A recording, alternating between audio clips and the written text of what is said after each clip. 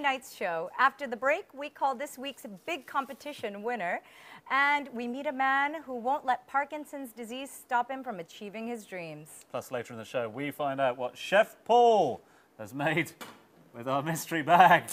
And judging by the pandemonium breaking out in the kitchen, it looks like it could be interesting. We'll see you in just a few seconds.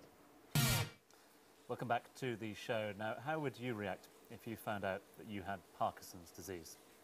Well, this became a reality for 36-year-old Alex Flynn.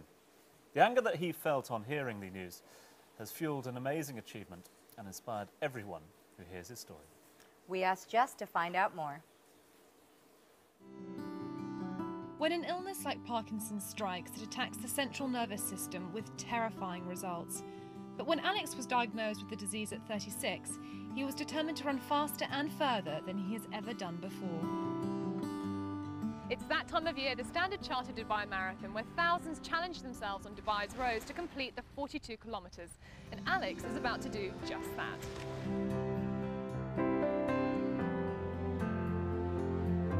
When you first got diagnosed with Parkinson's, how did you react? It was a bit of a shock, really. I went numb.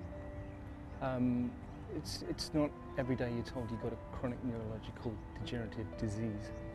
I didn't know what to say. You know, the consultant turned around to me and said, "You've got Parkinson's," and it was as simple as that. And drew a line under it, and we'll see you later down at the hospital.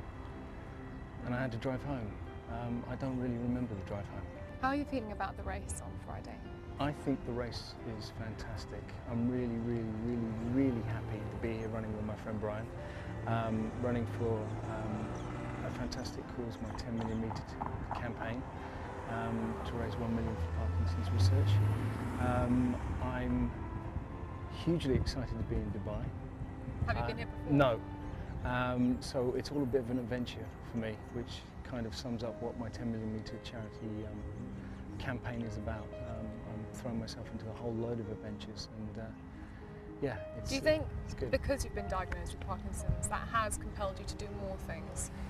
Yeah, I think if you're told that at some point in the future you won't be able to move, that'll make you move.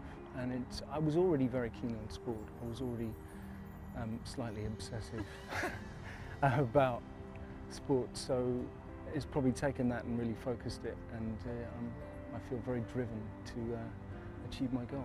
What do you think of the course? It's flat. Yeah, it's the flattest, the world's flattest, actually. Yeah, it's a road out and back, so admire some of the stunning landmarks here in Dubai. Like that one behind you, Commercial Arab? Absolutely, and I want to photograph on top of the helicopter pad up there. What motto do you live by? My motto is keep moving, make change happen. Well, good luck, and we'll see you at the start line. Thank you. We'll be with you all the way.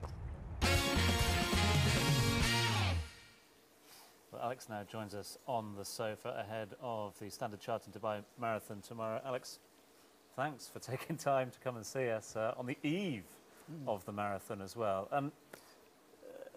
If we can start at the beginning, as it were, because obviously a lot of our viewers out there won't really know what Parkinson's disease is. Maybe you could explain to them. Okay, Parkinson's disease is about rigidity.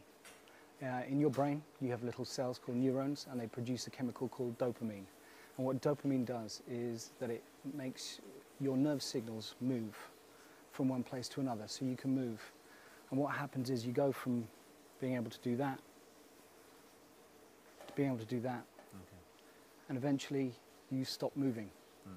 And this affects around about 6 million known Parkinson's sufferers in the world, but there may be millions more who have yet to be diagnosed. Alex, I mean, it's, forgive me for sounding insensitive as well, but a lot of people will think Parkinson's disease, older people get afflicted by it. I mean, you were diagnosed at 36, obviously 39 years old now.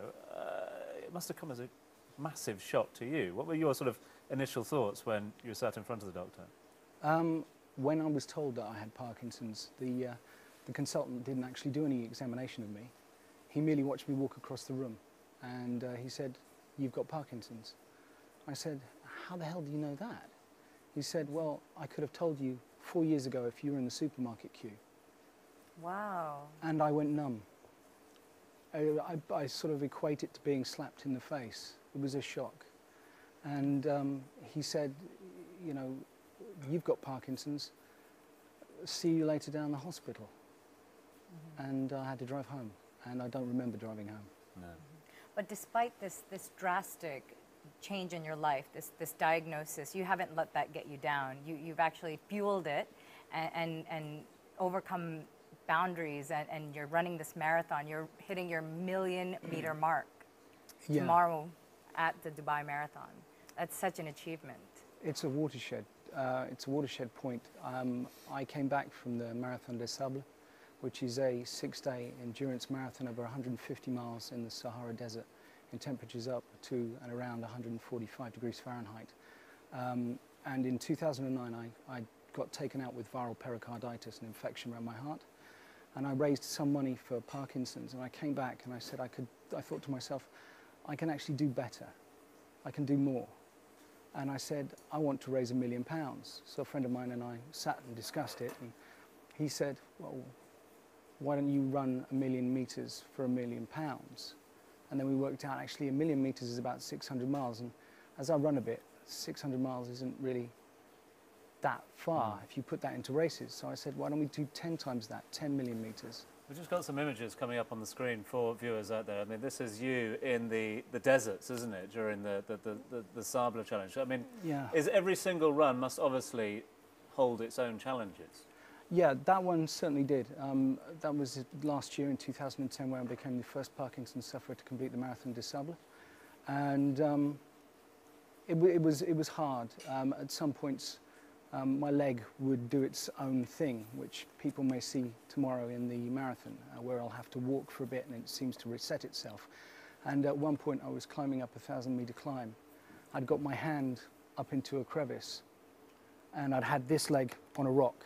And I was about to put this leg onto another rock when this leg decided to do an Irish jig. So I'm literally hanging on with one hand, and these lovely Italian competitors behind me weren't exactly enamoured with my position and were grumbling very hard because I was stopping them from getting up the mountain.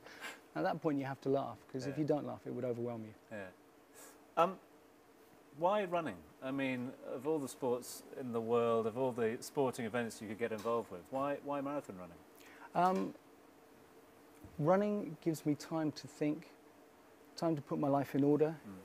I also think that exercise, and I also started to do triathlons now, and I've got a couple of Ironman distance races later in the year.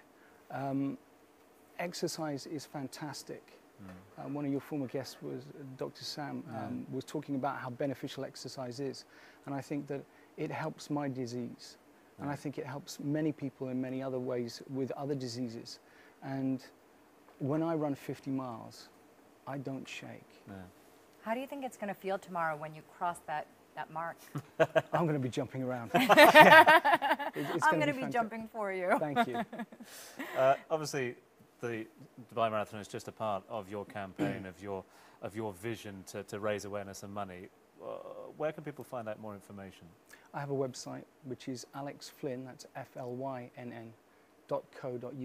It has all the information and links to other sites, and talks about the charity that I raise money for. Alex, you're an inspiration to us all. All the best for the race tomorrow morning. We'll be watching on with interest when you pass that big millionth metre mark as well. But from all the team here, thanks very much for being with us on the sofa. Thank you. It's that time, isn't it, Sabs?